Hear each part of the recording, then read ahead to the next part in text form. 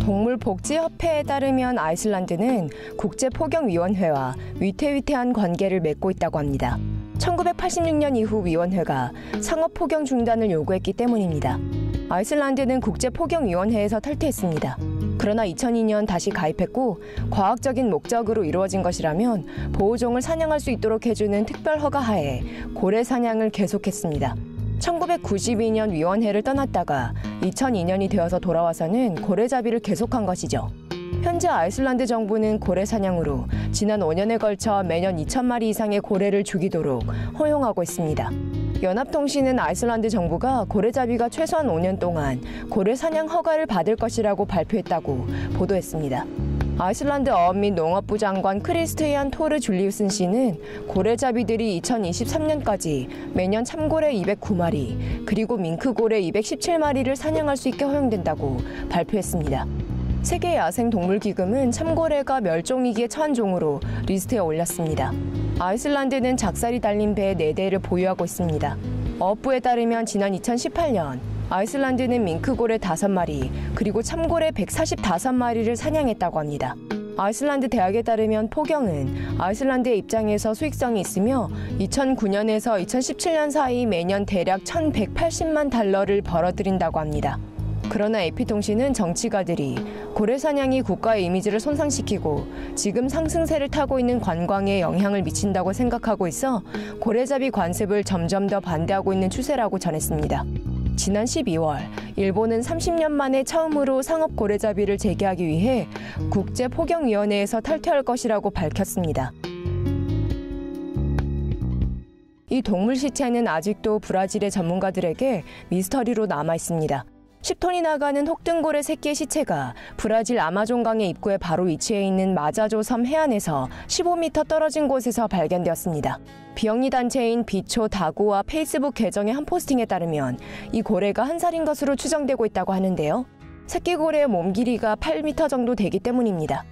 국립해양대기청의 해양포유류 연구소와 시애틀에서 함께 일하고 있는 야생동물 생물학자 알렉스 저비니 씨는 라이브 사이언스의 보도를 인용, 혹등고래의 개체를 마라조 섬에서 발견하는 일은 흔한 일이 아니라고 전했습니다. 이 고래는 혹등고래의 두 종류 중 하나인데요. 대서양 남서부 혹은 북대서양에서 발견되죠.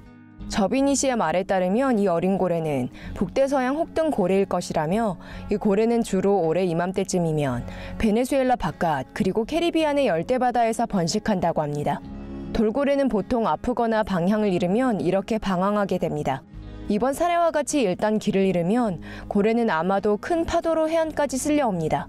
이 고래가 해안가로 쓸려왔을 때 아직도 살아있었던 것인지는 아직도 밝혀지지 않았습니다. 비초 다구와 연구소의 해양 조사자들에 따르면 마라조 섬의 동물보호단체는 이 고래가 발견되기 며칠 전에 사망한 것으로 생각하고 있습니다. 이번 연구소 프로젝트의 총책임자인 레나타 에민 씨는 더 인디펜던트 측에 이들이 아직도 이 고래가 어떻게 길을 잃고 여기까지 온 것인지에 대해서 확신하지 못하고 있다고 전했습니다. 그러나 이들은 이 고래가 해안가 가까이에 떠있다, 높은 파도가 며칠간 계속되자 해안가 맹그로브 숲으로 쓸려온 것으로 추정하고 있습니다. 어떻게 이 고래가 사망하게 된 것인지는 아직 알려지지 않았으나 연구원들은 이 고래 시체에서 샘플을 수집해 이 미스터리를 풀려고 하고 있습니다. 목구멍이 간질간질 하셨던 적 있으세요? 이 남자를 보시고 간지러우신 건 아니길 바랍니다. 중국 이빈 지역의 한 60세 남성이 약 2달 동안 목이 간지럽고 기침하면 피가 나왔다고 하는데요. 알고 보니 그 이유가 고작 거머리 한 마리 때문이었다고 합니다. 레드스타뉴스에 따르면 리라는 성을 가진 이 남성은 치료법을 찾으려고 했지만 오진만 받았을 뿐이었다고 합니다. 그는 결국 싱원 지역의 한 병원 전문가를 만나본 이후에서야 그 원인이 무엇이었는지 알아낼 수 있었습니다. 장다동 박사는 리 씨의 내시경술을 써서 10cm짜리 거머리가 그의 목구멍에 착 달라붙어 있는 것을 발견했습니다. 의사는 누군가의 도움을 요청했고 수술팀의 도움으로 이 거머리를 핀셋으로 뽑아낼 수 있었습니다. 다바라는 시골 지역 출신인 리 씨는 정수되지 않은 물을 마셨다 알을 삼킨 것으로 보입니다. 그 유충이 그의 목구멍에서 알을 까고 그의 목구멍에서 2달 동안 피를 빨아먹으면서 아주 통통하게 살집이 올랐습니다. 담당 의사는 이 지역의 사람들에게 마시기 전에 물을 끓이라고 충고했습니다. 목마르신 분 계신가요? 중국 용저우시의 허스키개 한 마리가 주인을 보고 너무 반가운 나머지 집 2층에서 공중으로 붕 뛰어올랐다 주인의 몸 바로 위로 착지했다고 합니다. ODT 센트럴에 따르면 67세인 리우라는 이름의 주인은 가족들을 만나러 외출했다 집으로 돌아오던 길이었습니다. 신화뉴스와의 인터뷰에서 리우 씨는 집 문을 열려던 찰나 무언가가 확 튀어나와 하늘로 날아오르더니 자신의 몸 위로 떨어졌다고 합니다. 처음에 리우 씨는 집 벽이 그의 몸 위로 무너진 것이라고 생각했다고 하는데요. 사실 알고 보니 이는 약 27kg이나 나가는 개였습니다. 그 충격이 너무 심해 리우 씨는 쓰러져 기절했으며 또한 경추도 골절되었습니다. 리우 씨의 가족들은 이후 구급차를 불렀으며 그는 병원으로 이송되었습니다. 리우 씨는 그의 척추를 고치기 위해 수술을 받아야 하는 상태였다고 합니다. 다행스러운 건 개는 무사하다는 건데요. 안 된 일이지만 리우 씨의 가족들은 이 개를 가족이라고 생각하고 있지만 마당에 묶어놓게 되었다고 합니다. 미래지향적인 수직 농장이 도시 한가운데에서 신선한 먹거리를 생산할 것이라고 합니다. 프랑스의 디자인 회사 스튜디오 넵은 슈퍼팜이라고 불리는 지속 가능한 삶을 위한 거대 수직 농장을 만들겠다는 아이디어를 들고 나왔습니다. 회사 측 웹사이트에 따르면 이 슈퍼팜은 6층 높이로 꼭대기에는 태양 전지판과 풍력 발전 터빈이 있어 재생 가능한 에너지를 생산합니다. 2층에는 개방형 테라스가 있고 여기에는 인삼, 스피룰리나 그리고 알로에 베라와 같은 식물들이 자랍니다. 3층과 4층은 곤충 양식과 조류 배양이 이루어지고 있습니다. 5층은 송어, 틸라피아 및 어린 식물 배양이 이루어집니다. 6층에는 아사이베리나 고지베리와 같은 식물들이 온실에서 자랍니다. 각 층마다 특정 목표가 있어 독립적인 생태계를 형성하기 위해 각 층이 협동하고 있습니다. 스튜디오 넵의 웹사이트에 따르면 이 슈퍼팜의 목표는 도시 환경 속에서 생태계를 재창조하는 것이라고 합니다. 이 농장으로 고객들은 생산자와 직거래할 수 있으며 농장에 보다 쉽게 접근할 수 있습니다. 윌리엄 린이라는 이름의 페이스북 유저는 페이스북에 Subtle Asian Threats라는 사이트의 오픈 이야기를 하나 공유했습니다. 그의 애완동물인 닭이 사라졌다고 하는데요. 튀겨져 버린 게 틀림없습니다. 윌리엄 씨가 6살일 때 그는 중국에서 병아리를 키웠다고 하는데요. 이 병아리는 그가 좋아하는 애완동물이었죠. 그는 이 닭과 매일 함께 놀았으며 산책도 했습니다. 그러다 어느 날 학교에서 돌아왔더니 닭이 사라졌습니다. 그는 부모님께 닭이 어디로 갔는지 물어보았지만 부모님은 닭이 낮잠을 자고 있다고 말했죠. 윌리엄 씨는 아무런 의심이 없었고 저녁 식사 시간이 돌아왔습니다. 그날 밤 윌리엄 씨의 가족의 저녁 메뉴는 닭고기 수프였죠. 아이러니한 것은 이 닭고기 수프는 윌리엄 씨가 좋아하는 음식이었다고 합니다. 저녁 식사를 한 이후 윌리엄 씨는 부모님께 또 다시 애완닭이 낮잠을 다 잤는지 물어봤죠. 부모님은 닭이 몸 상태가 좋지 않다고 힌트를 주며 그에게 기대하게 만들지 않았습니다. 윌리엄 씨의 부모님은 사실을 말할 때까지 시간을 가지고 있었는데요. 그의 할머니, 할아버지가 그를 데려와 사실을 말해주었습니다.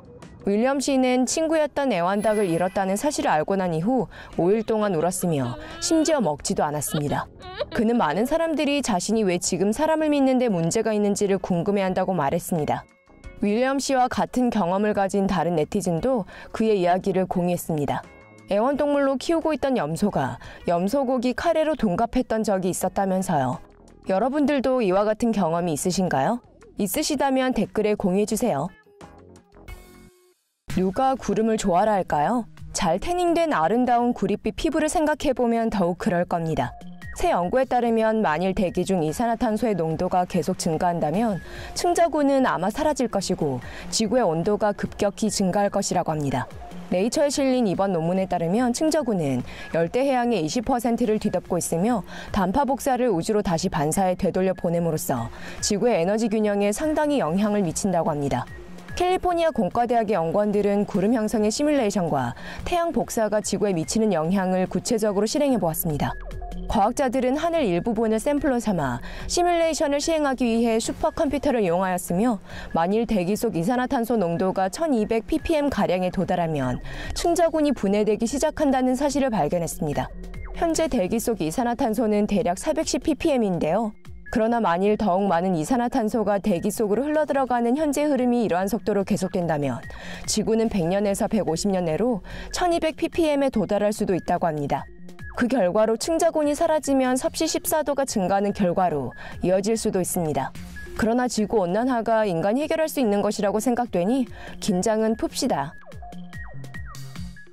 고양이 도둑이 대만 타오이엔 공항에서 페르시안 고양이 2마리를 훔쳐가려고 했다고 합니다. 이 고양이들을 그녀의 셔츠 안에 넣고서는 임산부인 척 연기했죠. 애플 데일리에 따르면 경찰이 공개한 보안 카메라 영상에 따르면 홍콩 출신의 35세 리 얀팅 씨는 화장실에 들어갈 때에는 멀쩡하던 배가 화장실에서 나오더니 불러 올랐다고 합니다.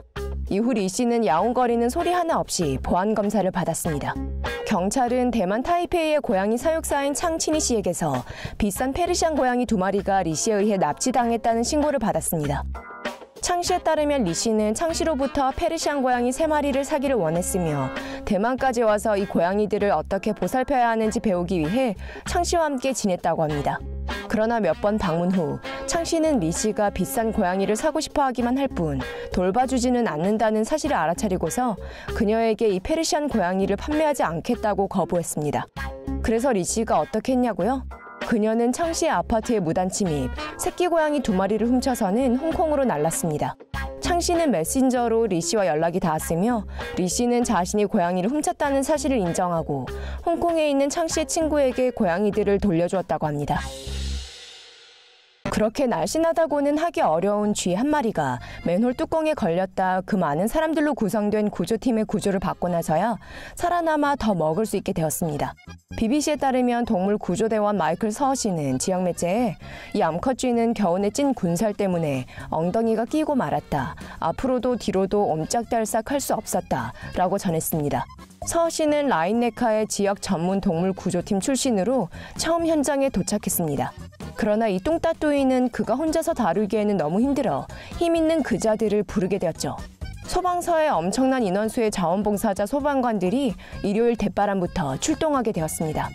이 맨홀 커버를 들어올렸고 서어 씨가 이 쥐를 빼내 자위의 몸으로 만들어주었습니다. 이후 구조팀은 이 뚱따뚜이와 재빨리 사진을 한 방 찍은 이후 이 쥐를 하수구로 다시 내려보냈습니다.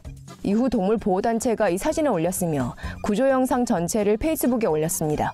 이 쥐는 말이죠. 아마 탄수화물 좀 그만 먹던지 황제 다이어트를 시작하던지 여튼 살을 좀 빼야 할 겁니다.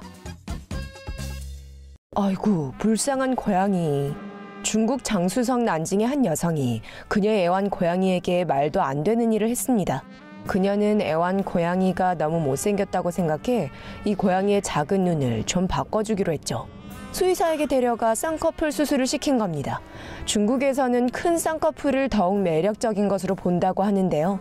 장수 텔레비전 채널은 데일리메일의 보도를 인용하여 담당 수의사가 메스로째 고양이의 쌍꺼풀을 만들었다고 합니다. 이 수술은 그 가격이 심지어 한화 약 90만 원이었다고 합니다.